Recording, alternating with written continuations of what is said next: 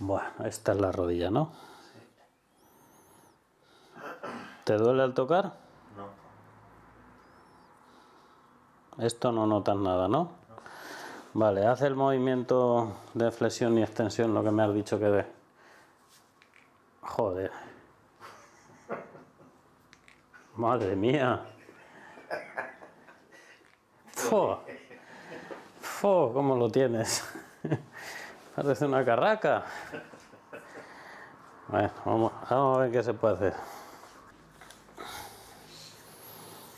No veas cómo suena. Vamos a dar un masajito para ablandarlo.